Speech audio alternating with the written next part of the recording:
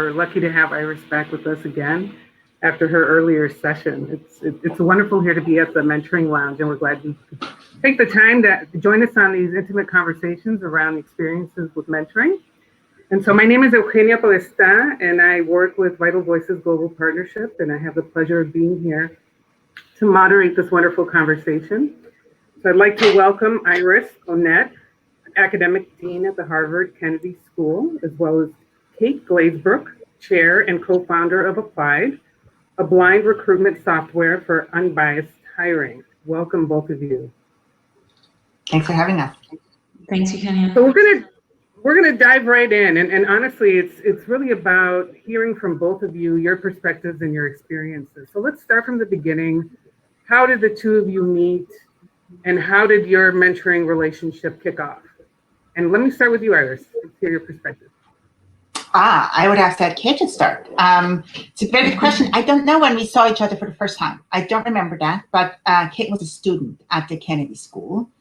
And then she specialized, in fact, in behavioral science, and then joined the Behavioral Insights team in the UK, advising the UK government on how behavioral science can be used to inform policymaking. And then developed a particular interest, or maybe, I don't know when you developed interest in diversity, equity, inclusion, Kate. You should jump in here. But then pushed really the Behavioral Insights team to also use its expertise to advance diversity, equity, and inclusion. So Kate, from your perspective, how did this all evolve? Because it's interesting to see how the two of you connected, and then how that relationship then took off to become more of a mentoring relationship. What was that like on your end? Well, I think Iris is far too kind. I obviously knew exactly who she was the whole time that I was doing my master's degree, because she's Iris Bohnet. And it just shows you that sometimes a little bit of audacity goes a really, really long way. So as she said, I joined the Behavioral Insights team, and we'd started working on building a product that would try and take the bias out of hiring decisions. But we were at a very early stage, and I was doing a lot of sort of academic research. And I knew that she was an expert in the field. And so I thought, I'm going to give it a shot. I'm going to try one email and see whether or not she takes an interest in what we're doing. And not only did she reply, which I was surprised enough at, she said, can we have a phone call? And I recall sort of preparing for this phone call with my colleagues, and they said they weren't experts in behavioral science. I was like, no, this is a very big deal that we get to speak to Iris about what we're doing. And she sort of took this phone call with us, and I expected that we'd share a bit about what our thinking was. She'd correct us on the things that we'd gotten wrong, and we'd sort of go from there. But all of a sudden, she showed more interest in it than that, and said she'd be happy to have a second phone call. And then, you know, from there, that was, I think, Iris, six and a half years ago now. So I've been very fortunate. She then joined our board before we even sort of existed as a platform, and then has been a part of our story the whole way through. And I'm incredibly grateful for that, not only professionally, but as I'm sure we'll get onto, very much personally as well. Absolutely. So I think you touched on a piece that's very important, right? And that's the whole concept of audacity. And so when you think through your initial interactions, did you already say, okay, I want Iris as my mentor? Or is it something that was more along the lines of, I love her guidance, I want to see how I can start this relationship and just get her feedback?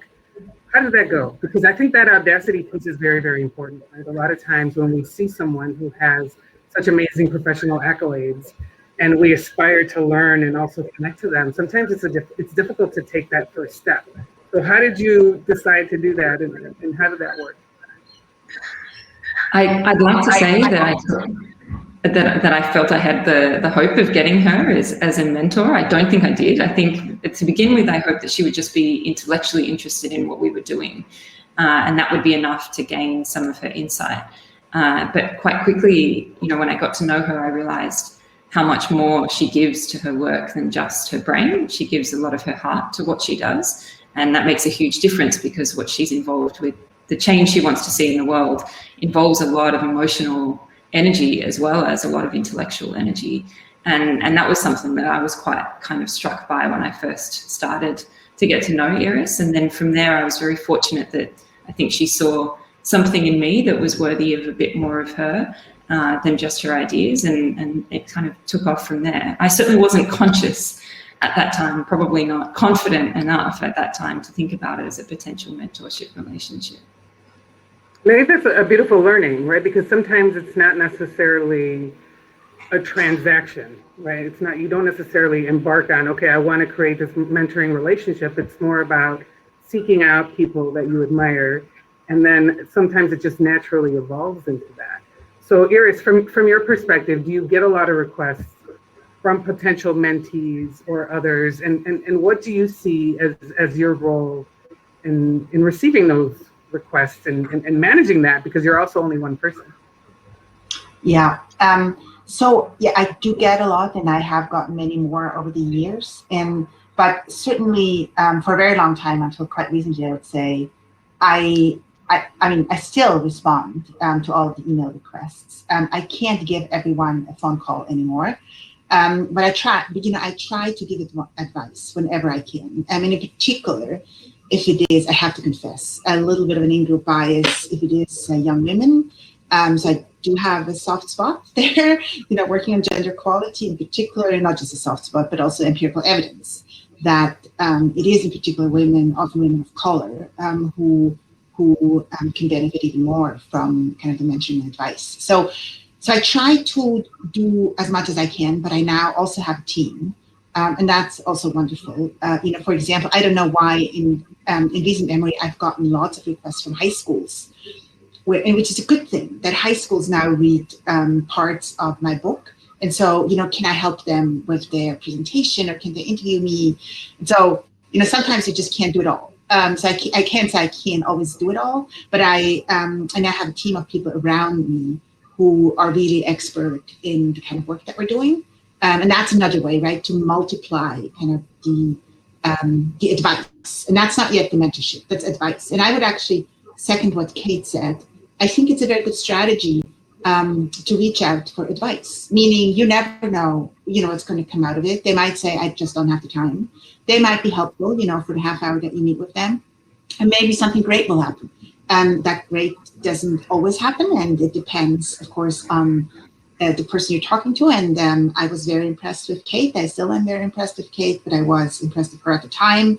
And we are just also very aligned in our thinking. That's also quite helpful in, kind of using a methodology, behavioral science, in testing what works, kind of running these evaluations, and kind of using technology really to leverage these insights and making it easier for employers to de-bias how they hire. So I think it's a little bit always, it's three things. One is just luck, as in, the right time, it's just luck. The second one is, I think, some intellectual affinity. And then the third one, as Kate said, is also some, more personal affinity, in that sometimes you just click with people and you feel like that, could really be wonderful to work with them. How beautiful, and how holistic and well-rounded, right? I think those three elements that you just shared, luck, intellectual affinity, and just that personal connection, really makes for a rich relationship. So there's a lot of misunderstanding still around mentoring. We still have a long way to go to continue to advance the concept and the practice. And I'm wondering, can you expand on how it has impacted both of you, both in the roles of mentor and mentee? And if you've been the opposite in different instances as well, how has that enriched your life or your career, if you wouldn't mind sharing a little bit? Kate, I'll start with you.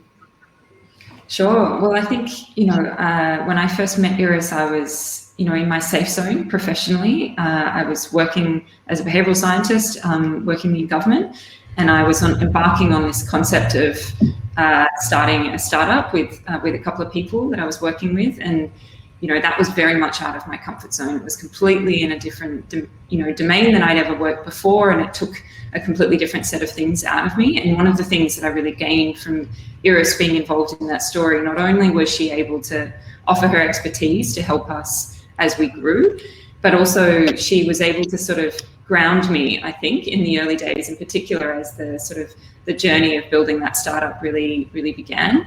And I think what really helped me was that, as she said earlier, we were very aligned in what we wanted to see in the world, and we were approaching it quite differently, because obviously she's got her mantle from the Kennedy School and all of the kind of ways in which she's involved.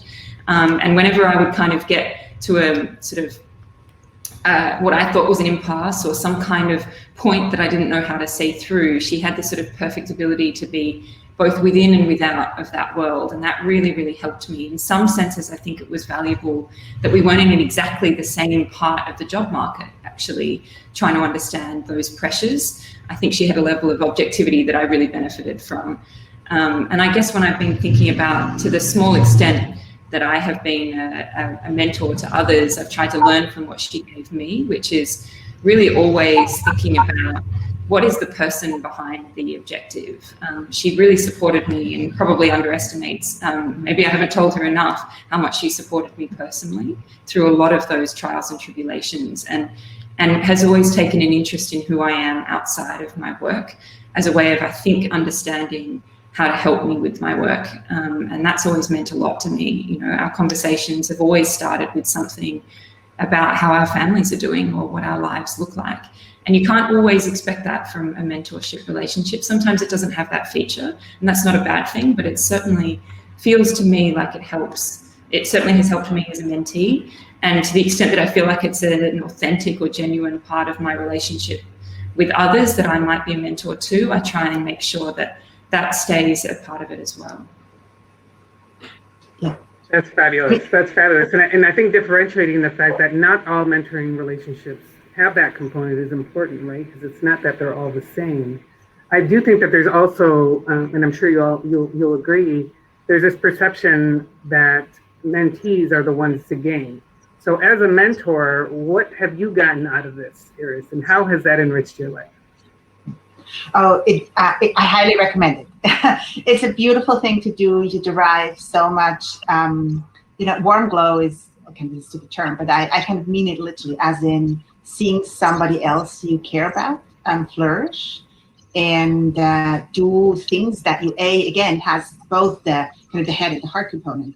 Do something that you really believe in is important for the world, but also then on a more emotional level, kind of see them just thrive and take some inspiration from how they tackle some of these challenges. And truly, Kate, I mean, your new venture was a leap of faith for both of us. I mean, not that I had much expertise on startups at all, but I again think, and I might have had to learn that too a little bit, you don't have to be everything and know everything as a mentor. You will develop a relationship where you both benefit from each other on certain dimensions, and maybe not so much on others.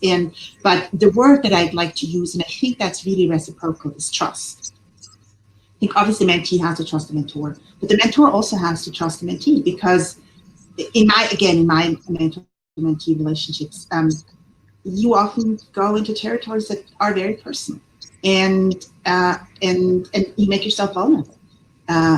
And really both make themselves vulnerable and learn from each other and take strength from each other. And so I think developing that trust, again, it wasn't a very intentional approach for us. Kate and I didn't sit down and say, no, let's develop trust. But I think it just developed over time. And so I'm curious, I'm looking at the chat as well. There's some questions popping up, so I'm going to take advantage to bring some of those up. One of the questions is, do you mentor men as well? And do you believe it's important that men mentor women and vice versa? Yes, and I have to go first. Yes. Yes. Yeah. No. I am. Yes, and I actually do have male mentees. And I also should say I don't have a ton of mentees. So I don't. So I get quite involved. Right, and to some degree, but as much as I can involved with my mentees, and I love to have also a personal relationship. But for example, one of my mentees is now working in the Jordanian government. He is from Jordan, and